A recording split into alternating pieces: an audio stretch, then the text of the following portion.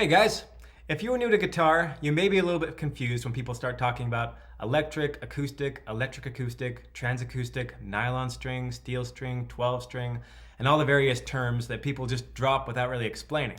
So in this video, I'm going to go over all the different kinds of guitars, and hopefully that'll help you make sense of it all. Let's start off by talking about the nylon string guitar, also known as the classical guitar. The classical guitar is mainly used for Spanish and for classical music, but I'll occasionally use mine for rock, for jazz, or just any kind of beautiful fingerstyle music. Here's an example of how it sounds.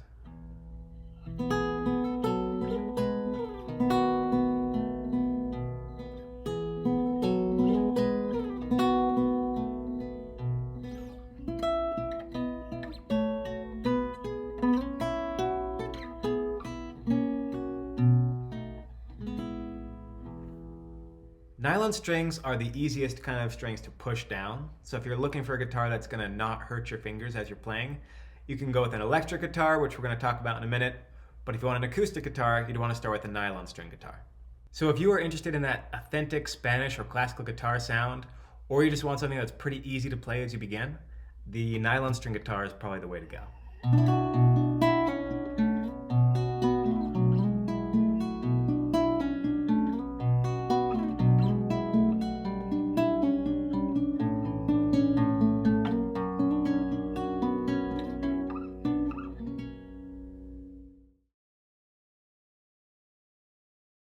This is a steel string acoustic guitar, and it sounds more like this.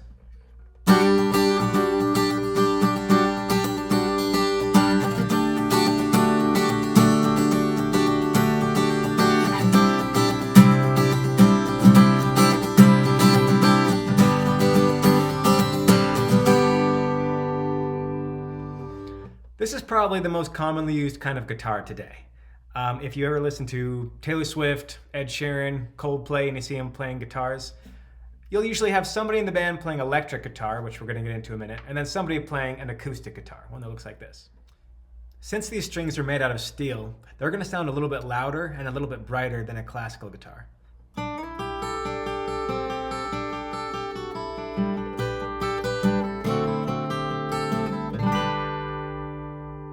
So let's take a minute and listen to the same song played on a steel string guitar and a nylon string guitar, so you can really hear the side-by-side comparison.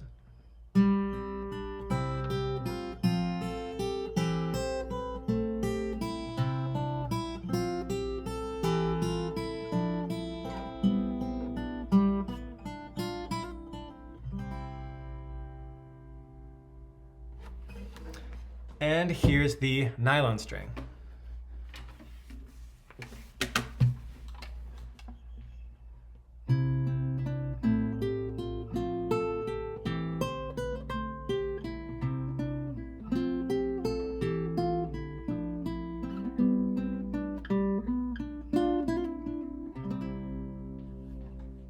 Okay, a couple more little things about steel string guitars. One, they are slightly harder to push down than a nylon string.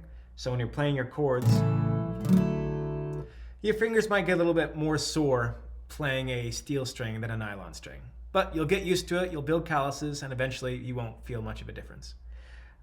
Two, a lot of steel strings are equipped with this technology where you can plug it into an amplifier.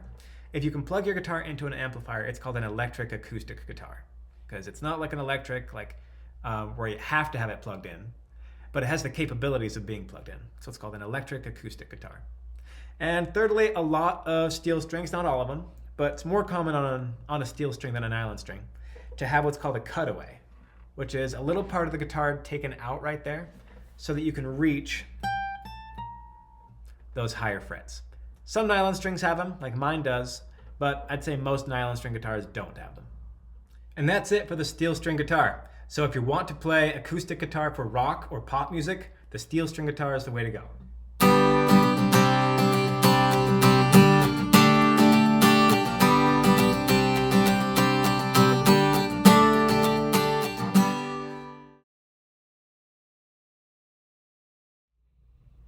This is an electric guitar.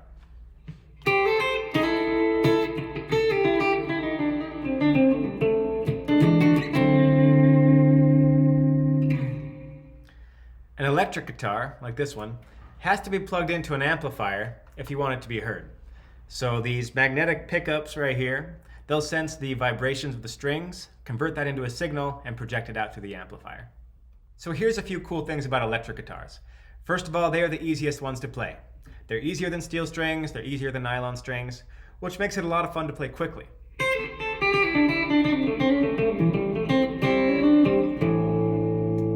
The next cool thing about electric guitar is that your amplifier will likely have different distortions and sounds, so you could sound more like the music you want to listen to.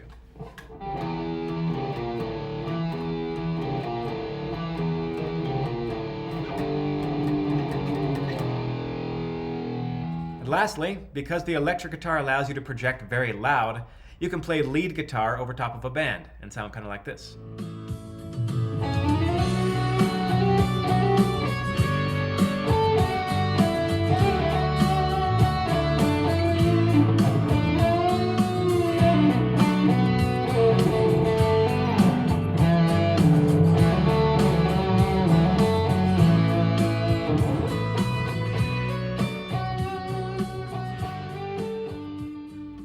So if you're excited about playing rock or metal music and you have the means to buy a guitar and an amplifier, then the electric guitar is the way to go.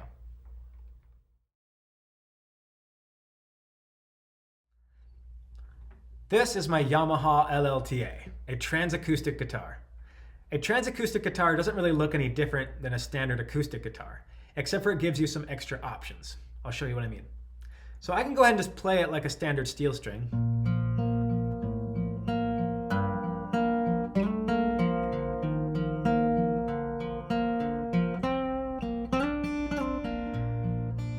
Or I can push a button on the side here, and it activates some built-in reverb and chorus.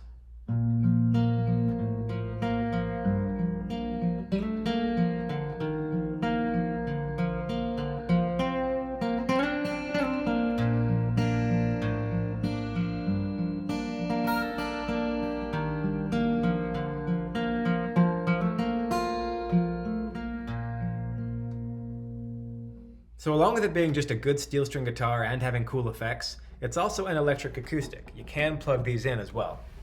I usually set mine to full reverb and about half the chorus to get this sound.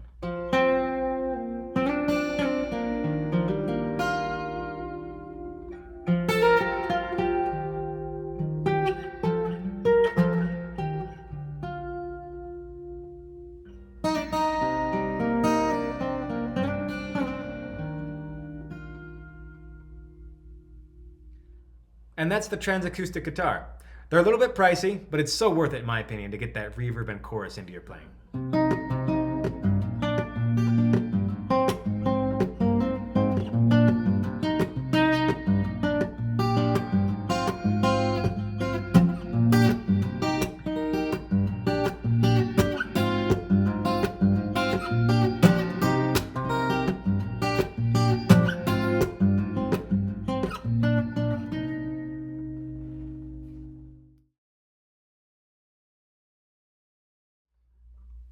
This is a 12-string guitar. Don't let the name scare you though. Just because it has 12 strings doesn't actually mean it's twice as hard to play as a regular guitar. It's really not. Essentially, it's going to be played kind of the same.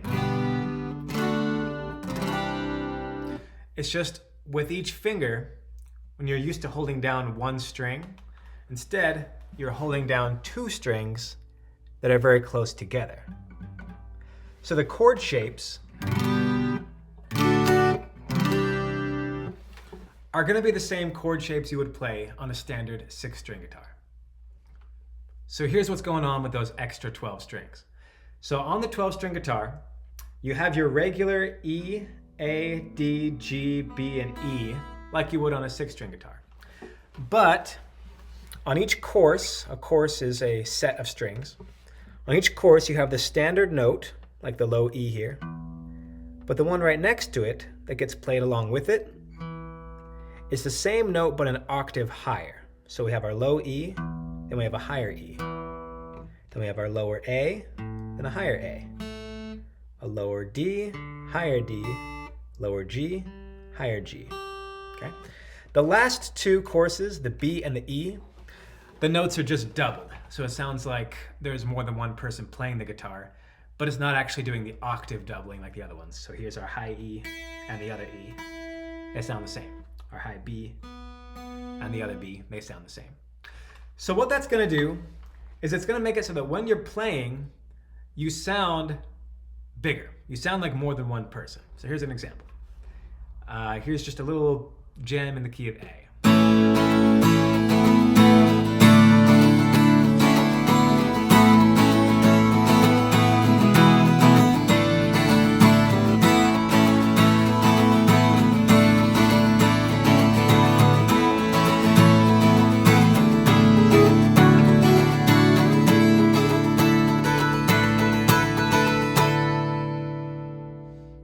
So it's a ton of fun. And not just for playing chords, but for playing licks too.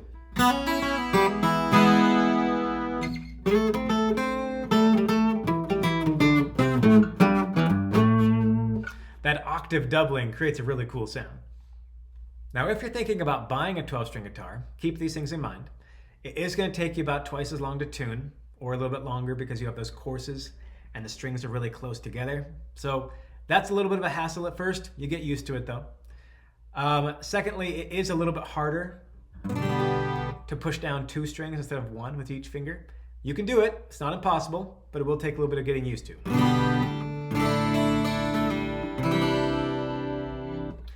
And thirdly, if you plan on using a capo, a standard capo may not have enough tension to like really hold down the notes tight enough, so you get some buzzy notes like that. So you're gonna wanna get a capo that you can adjust the tension. One like this. So you put that on, you clamp it down, and if it's not holding them all, see, now we're good. But if I needed to tighten it, I could just twist the little tightening wheel. Now it sounds good.